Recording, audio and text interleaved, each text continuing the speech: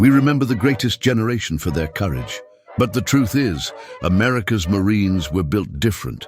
There is no weapon more lethal, more relentless than a Marine who refuses to retreat. And in the brutal malarial hell of the Pacific, that resolve was tested to its breaking point. Guadalcanal, October 1942. The Japanese Imperial Army, fueled by the unwavering Bushido Code, launched a massive, coordinated assault designed to erase the American presence. They sent wave after wave of fanatical soldiers, a full regiment, to crush a single vital point on the defensive perimeter. The Japanese commanders were confident.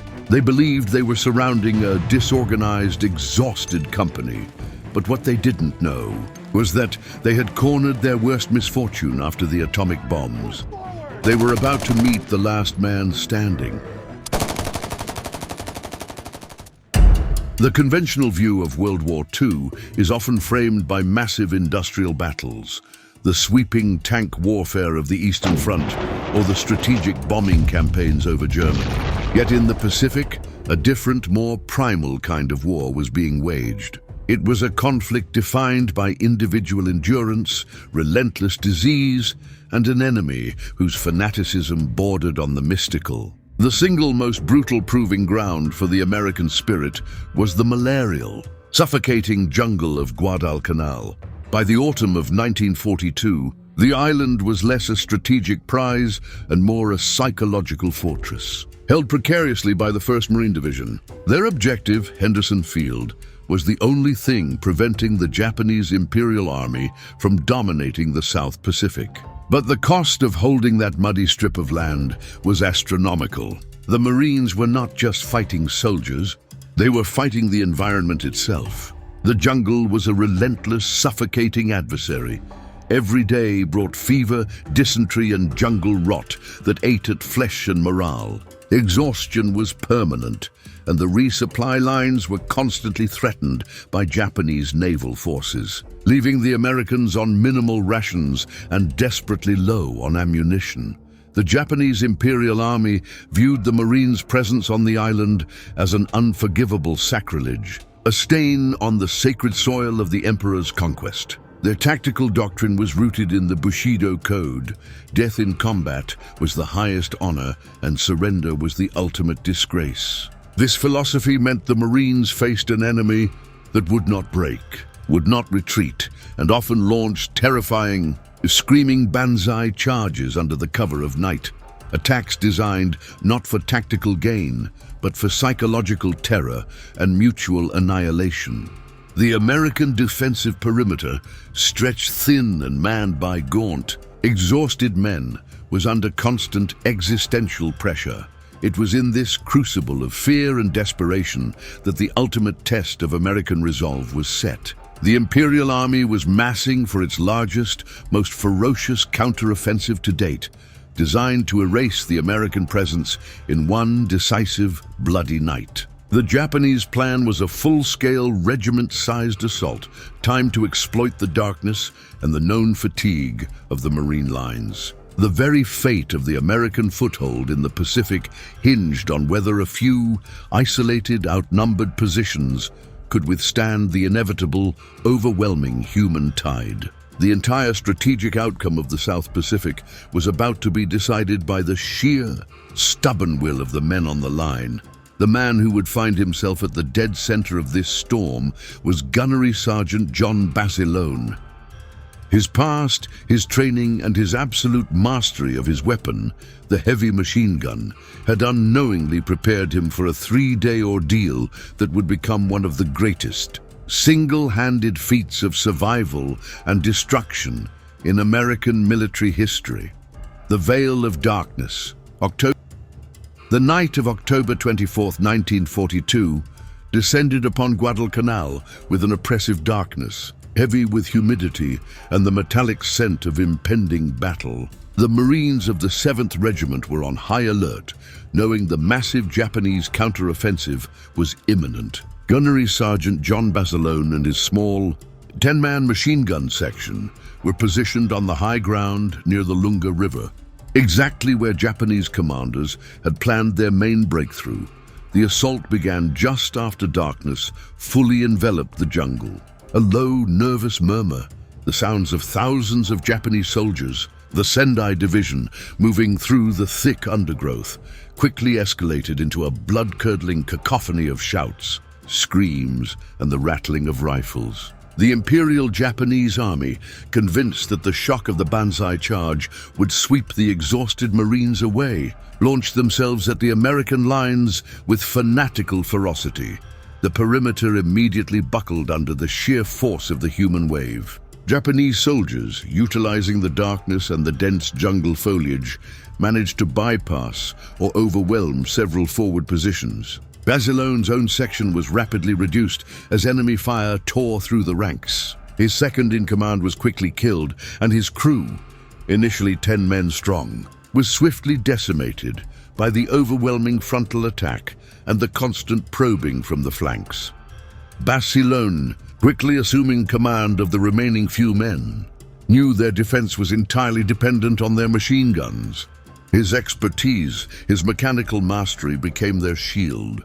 The Browning M1917A1, the heavy tripod-mounted weapon with its water-cooling jacket, was the key. While the lighter, air-cooled weapons of other units rapidly began to overheat and seize up in the humid jungle environment, Basilone's guns, constantly being serviced, continued to pour a steady, relentless stream of 30 caliber fire into the advancing enemy ranks. The Japanese forces, trained to expect resistance but not sustained resistance from isolated positions, were bewildered by the sheer volume of lead erupting from Basilone's small section. They had surrounded the position, but they couldn't silence it. The real crisis, however, quickly became a logistical one: ammunition. Basilone's guns were consuming thousands of rounds every hour. The sustained firing rate, the very thing saving their lives, was depleting their reserves at a terrifying pace. His primary supply routes were cut off, and his only surviving assistants were unable to reach the main supply dumps due to the intense, continuous fighting. Basilone was effectively isolated, facing a regiment with diminishing bullets. In an act of Herculean courage that would define his legend, Basilone transformed himself from a gunner into an entire operational supply line.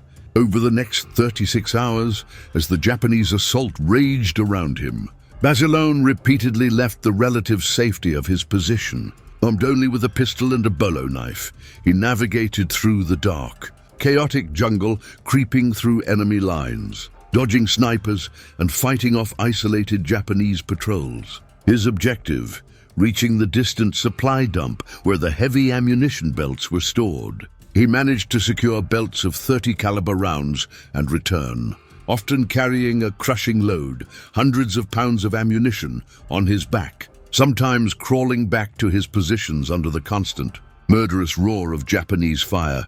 But the supply run was only part of the miracle. The intense heat of the firing meant his guns needed constant cooling. When their water supply ran out, Basilone resorted to using whatever liquid he could find, even his own urine, to replenish the cooling jackets, ensuring the weapons did not fail. This desperate pragmatic ingenuity was the final barrier against being overrun. Basilone was not just pulling a trigger, he was manually managing the physics of sustained destruction, ensuring the machine never yielded. Even as the perimeter around him was collapsing, the Japanese command, listening to the battle reports and seeing their men decimated by an unseen force of automatic fire, believed they were facing an entire machine gun battalion. They never suspected that their regiment was being held at bay, cornered and annihilated by the sheer will and mechanical genius of one exhausted American Marine. The assault reached its terrifying crescendo on the second night, October 25th. By this time, the entire American defensive perimeter had been compressed and contorted by the sustained Japanese pressure. The silence of the jungle was entirely gone, replaced by a non-stop, deafening barrage of automatic fire, grenades, and the terrifying screams of the Japanese Banzai assaults. Basilone's position had become the absolute pivot point of the battle, a small island of concentrated defense in a sea of encroaching enemy soldiers. Basilone's survival was now an act of pure, mechanical endurance. His small section, reduced to himself and perhaps one or two remaining assistants, was entirely surrounded. The Japanese forces, unable to comprehend the source of the sustained fire, launched wave after wave, attempting to breach the perimeter with sheer numbers. The sound of the M1917A1 firing continuously, its unique heavy thump-thump-thump echoing through the jungle, became the soundtrack of the American defense. The ground in front of Basilone's position was no longer jungle. It was a charnel house. The water-cooled guns were so effective at delivering continuous fire that the Japanese forces piled up in gruesome, massive stacks. The soil itself was churned and soaked by the blood of the Sendai Division. The Marines later coined terms for the absolute slaughter, noting that the terrain had been redecorated by the relentless fire. The true epic of Basilone's stand lay in the unseen logistical battle he fought within the tiny confines of his defensive position. His physical feats during his ammunition runs were almost superhuman, but maintaining the weapons required constant, minute attention, barrel swapping. The heavy firing required frequent, rapid swaps of the machine gun barrels to prevent catastrophic failure, even with water cooling. Basilone, working in total darkness and under direct fire, performed this task with practiced instinctive speed, malfunction clearance. Under the high stress and humidity, machine guns were prone to jamming. Basilone's mechanical genius allowed him to clear complex jams instantly, often using nothing but feel and memory. Each cleared jam meant the difference between surviving the next wave and being overrun. Water scarcity. The most critical consumable was water. Having exhausted his official supply and resorting to desperate measures, Basilone became obsessed with salvaging any liquid possible, water from canteens of the fallen, rainwater caught in helmets, to keep the M1917A1s cycling correctly. This relentless focus on the mechanics of his weapon allowed Basilone to achieve an unparalleled rate of fire and sustained presence that shattered the Japanese command's tactical expectations. The Japanese field commanders were thrown into complete strategic confusion. Their intelligence had assured them that the Marines were weak and short on heavy weapons. They were convinced that the intense, non-stop fire was coming from a fully manned, well-supplied battalion, perhaps even supported by light tanks, not a single isolated machine gun section. The Bushido code forbade retreat or surrender.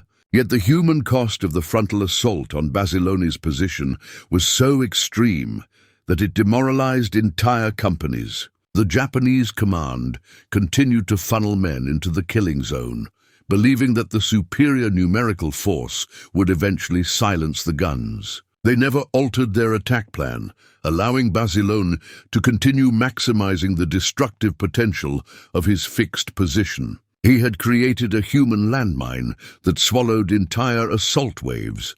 By the time the Japanese offensive finally crested and began to recede, exhausted and decimated, Basilone's small perimeter section stood intact, surrounded by hundreds of Japanese casualties. His actions, performed under continuous stress and with no expectation of relief, saved the entire American line from being overwhelmed. The Japanese regiment was broken, its mission aborted, and Henderson Field was safe. The silent, terrifying legend of John Basilone was born, a legend of one Marine who proved that skill.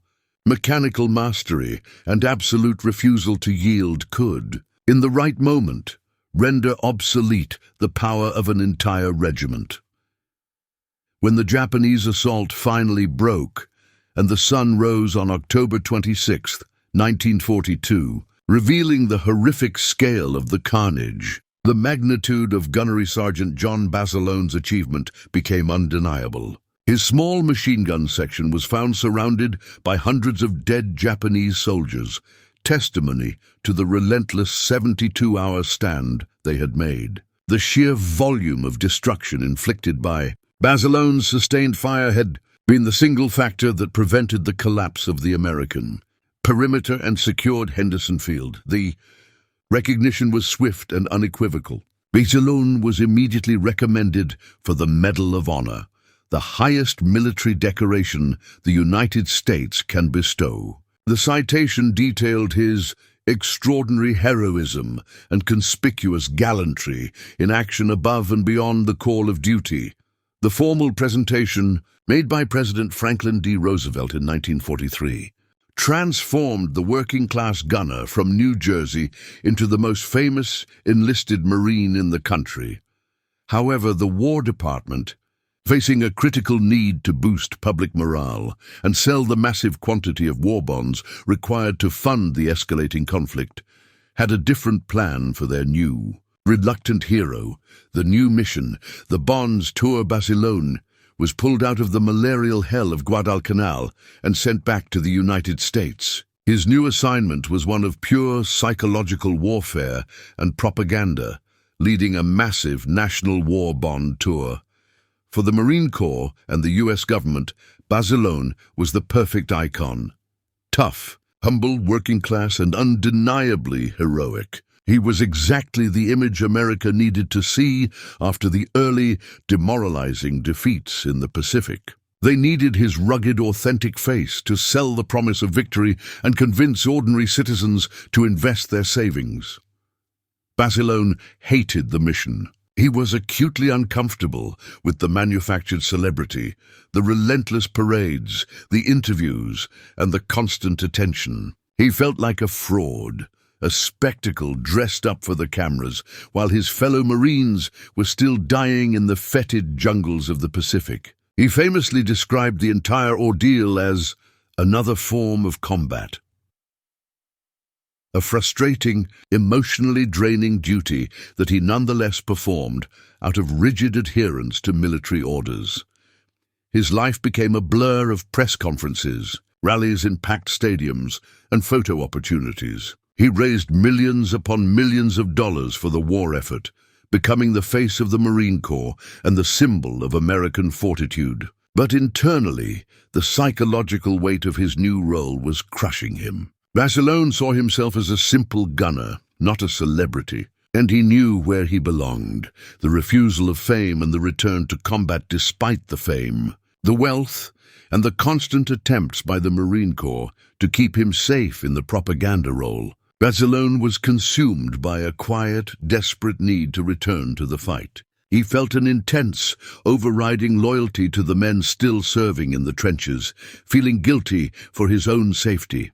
He persistently requested to be transferred back to the Pacific Theater. His superiors were astonished and repeatedly denied the request, arguing that he was worth more to the war effort selling bonds than carrying a rifle. Basilone was adamant. He requested a transfer to an operational training unit, arguing that he needed to train the next generation of Marines. He successfully completed his assignment on the bond tour, fulfilling his duty to the nation's morale, but he finally leveraged his fame and his Medal of Honor status to force the hand of the command. In late 1943, Basilone was granted his wish. He was transferred to the 5th Marine Division and began training troops for the next, inevitable, and most difficult phase of the island-hopping campaign. The man who had faced down an entire regiment and survived the hell of Guadalcanal was voluntarily walking away from safety and celebrity straight toward the next, even bloodier invasion. Having successfully maneuvered his way out of the suffocating grip of the war bond tour, John Basilone finally achieved his goal, a return to operational duty. He was assigned to the 5th Marine Division, a formation destined for the final, most brutal stages of the Pacific campaign. Basilone didn't seek an easy post. He threw himself into the intense training of the young Marines, determined to impart the raw, unforgiving lessons he had learned during his 72-hour ordeal on Guadalcanal. He taught them not just marksmanship, but the mechanical discipline of survival, how to clear jams in pitch darkness, how to maintain water-cooled systems under constant heat, and most importantly, the logistics of keeping a heavy gun fed with ammunition when the supply lines had been severed. Basilone viewed this as his final critical duty to the Corps, ensuring that the next wave of young Marines were prepared for the type of hell only he had experienced. Despite his Medal of Honor status, Basilone rejected any special treatment. He requested and received a posting as a machine gun section leader in the 27th Marine Regiment, going back to the ranks and the men he felt truly understood him. The fame had faded, but the core identity of the gunner remained. The beachhead on Iwo Jima had quickly devolved into a bloody, untenable killing zone. Japanese heavy machine gun fire, emerging from unseen bunkers and fortified positions built into the high ground, swept the black volcanic sands. The Marines, many of whom were pinned down or wounded, could not advance, and the critical flow of supplies from the landing craft was being halted. The success of the entire invasion hinged on establishing a stable perimeter, a task that was failing under the torrent of machine gun fire. Gunnery Sergeant John Basilone, immediately recognizing the severity of the crisis, knew exactly what he had to do. This was the precise moment his mechanical expertise and battlefield toughness, forged by the constant pressure of Guadalcanal, were required. He realized that the only way to silence the entrenched Japanese guns was through direct, aggressive action and overwhelming firepower delivered at close range. Basilone rallied the remaining men of his machine gun section. His objective was twofold: eliminate a devastating Japanese blockhouse that was pinning down his company, and then clear a path for the heavy supply teams to move the critical equipment off the beach. In a final, decisive act of individual heroism, Basilone ignored the relentless fire and began his assault. He bypassed the traditional route, single-handedly maneuvering a heavy machine gun around a deeply entrenched Japanese blockhouse. This required navigating treacherous terrain and avoiding mines and tripwires, all while carrying the heavy weapon and its ammunition. Upon reaching a flanking position, Basilone opened fire with devastating effect, systematically eliminating the crew of the heavily fortified Japanese position. His fire was so accurate and sustained that it instantly silenced the main source of resistance in that sector of the beach. With the immediate threat neutralized, Basilone did not seek cover. He pressed the advantage, utilizing his knowledge of the perimeter's choke points. He then turned his focus to the bottleneck of confusion and death on the beach itself. A column of American tanks was stalled near the beach exit, unable to move due to intense enemy fire and mines. Basilone, risking his life repeatedly under a barrage of mortars and grenades, guided the tanks around the minefields and clear of the Japanese fire lanes. His physical presence and unwavering resolve broke the jam, clearing the path for the supplies and essential armor to move inland. The machine guns were now flowing off the beach, and the tanks were rolling forward. The beachhead was beginning to stabilize. In the midst of this controlled chaos, having just secured the critical beach exit, tragedy struck. As Basilone was moving past the newly cleared area to continue directing the fire, he was hit by a burst of Japanese mortar fire. The impact was instantaneous and devastating. Gunnery Sergeant John Basilone, the man who had survived 72 hours against an entire regiment in Guadalcanal, the reluctant hero who had raised millions in war bonds, and the veteran who voluntarily returned to the front line, was killed instantly on the black sand of Iwo Jima. He was just 28 years old. The timing of his death was a profound, cruel twist of fate. His actions that morning had been the single decisive factor in opening the beachhead for the 5th Marine Division. He was awarded the Navy Cross posthumously, the second highest U.S. award for valor, for his heroism on Iwo Jima, making him the only enlisted Marine in World War II to receive both the Medal of Honor and the Navy Cross. Basilone died as he had lived, leading the charge, weapon in hand, or in this case on his shoulder, securing the victory that his own sacrifice had made possible. His death, on the first day of the bloodiest battle the Marine Corps would ever face, cemented his legend as the ultimate fighting Marine. The target of the 5th Marine Division was the small, volcanic island of Iwo Jima. The strategic imperative was clear. Iwo Jima lay halfway between American air bases in the Marianas and the Japanese mainland, making its airfields essential as emergency landing strips for the massive B-29 Superfortress bomber raids. But the battle for Iwo Jima was destined to be the bloodiest in Marine Corps history. The Japanese defense, commanded by General Tadamichi Kuribayashi, was revolutionary in its brutality. Instead of confronting the Marines on the beaches, Kuribayashi created an elaborate, deep-layered defense system of tunnels, concrete bunkers, and hidden artillery nests woven into the volcanic rock. The doctrine was simple and uncompromising.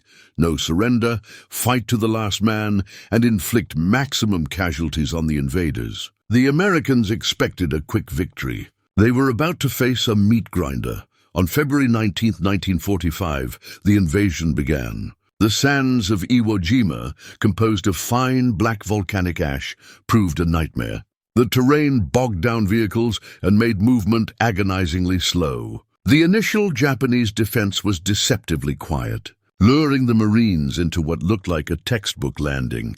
Gunnery Sergeant Basilone, now leading his unit from the beachhead, quickly realized the unique, terrifying nature of Kuribayashi's defense. The lack of immediate Japanese fire meant the main force was already positioned inland, waiting patiently within their subterranean fortress. As the Marines began to pile up on the choked, difficult beaches, the Japanese finally unleashed a torrent of pre-registered artillery, mortar, and machine gun fire. The unit immediately faced chaos. The Marines, under heavy, accurate fire, became pinned down. Essential supplies, including the machine guns and ammunition needed to establish a defensive beachhead, were trapped at the water's edge. Japanese fire, perfectly coordinated, was cutting down the advance waves and isolating the support elements. Basilone, the veteran of Guadalcanal's chaotic night fighting, instantly recognized the strategic failure. If they could not get the heavy weapons off the beach and into position to suppress the entrenched fire, the entire invasion would stall, leading to catastrophic losses. With the thunder of explosions around him, the man who had walked away from fame to return to this very moment made his final, heroic decision. The beachhead on Iwo Jima had quickly devolved into a bloody, untenable killing zone. Japanese heavy machine gun fire, emerging from unseen bunkers and fortified positions built into the high ground, swept the black volcanic sands. The Marines, many of whom were pinned down or wounded, could not advance, and the critical flow of supplies from the landing craft was being halted. The success of the entire invasion hinged on establishing a stable perimeter, a task that was failing under the torrent of machine gun fire.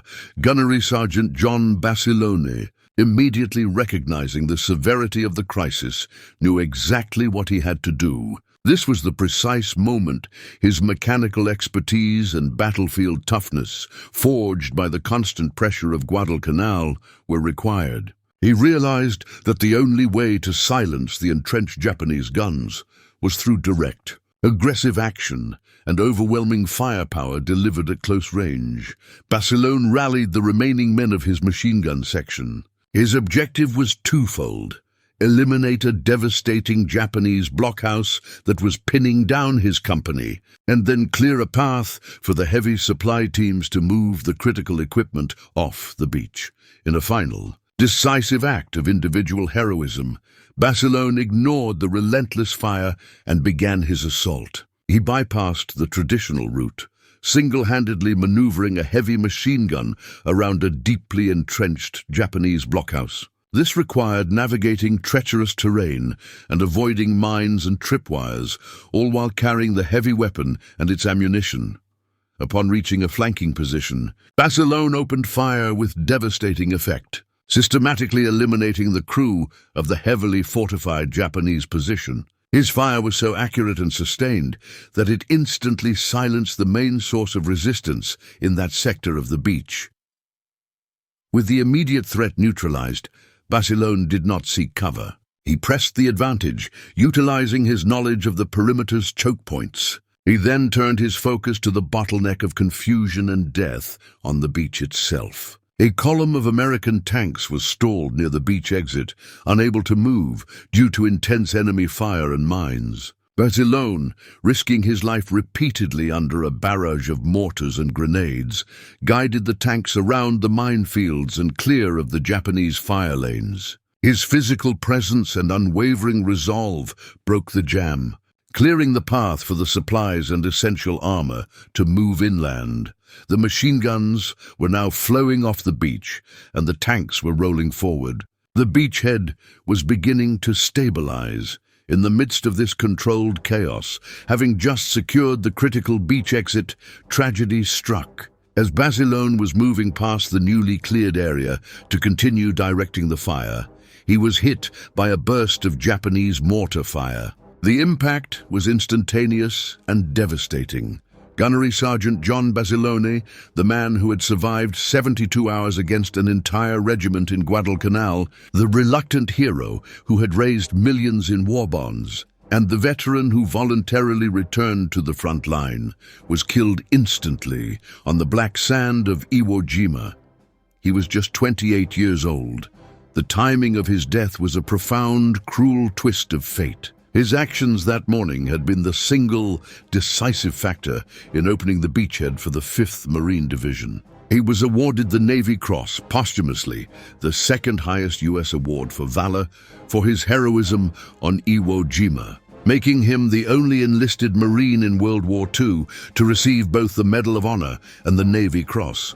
Basilone died as he had lived, leading the charge, weapon in hand, or in this case on his shoulder, securing the victory that his own sacrifice had made possible. His death, on the first day of the bloodiest battle the Marine Corps would ever face, cemented his legend as the ultimate fighting Marine. The death of Gunnery Sergeant John Basilone on the black sands of Iwo Jima immediately created a legend that transcended the battlefield. The Marine Corps, needing a symbol of sacrifice and unwavering resolve, utilized his story to full effect. Basilone became the ideal of the American fighting man.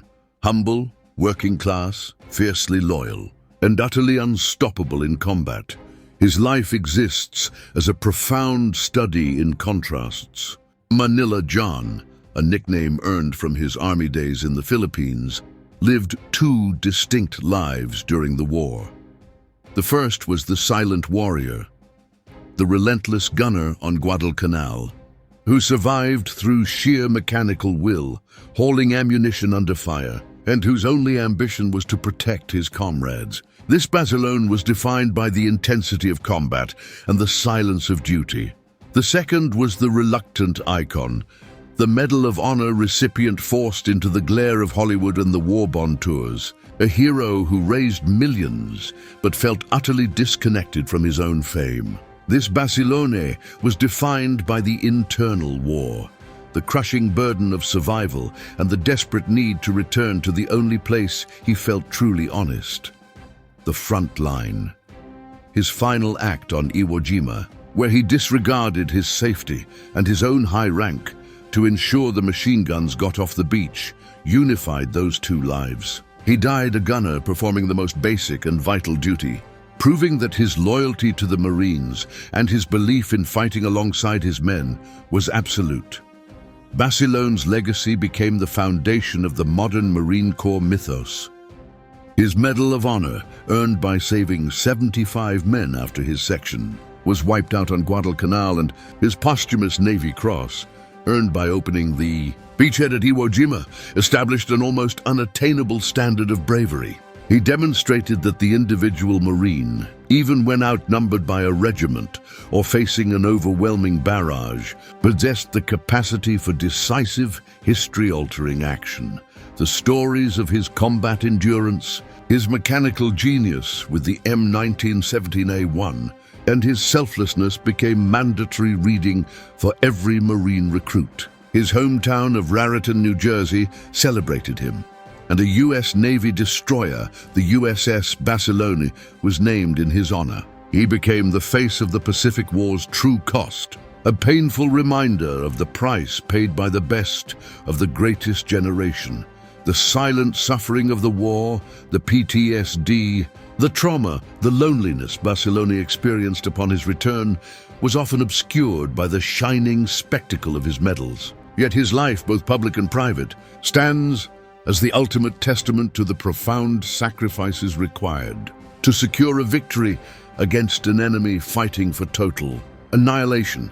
The story of gunnery. Sergeant John Basilone is more than a record of bullets fired or medals earned. It is a story about the true silent contract of war.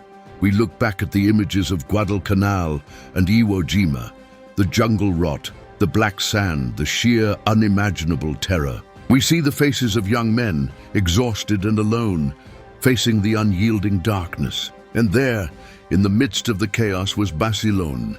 He did not fight because he loved war. He fought because he understood the true meaning of the promise he made to his comrades, that he would be there. He carried the ammunition they couldn't.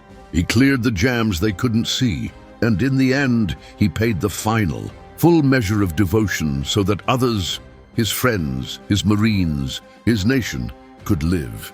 We owe the light of our present not just to the abstract concept of victory, but to the cold, hard, terrifying reality of their service, to the exhaustion that settled in their bones, to the nights they prayed for just one more box of ammunition, to the simple, profound sacrifice of young men who refused to let their brothers fall. May the memory of John Basilone and every single Marine, soldier and sailor who stood their ground and fought back, never fade. May their silence be our memory, and may we always honor the promise they kept. We always honor the promise they kept.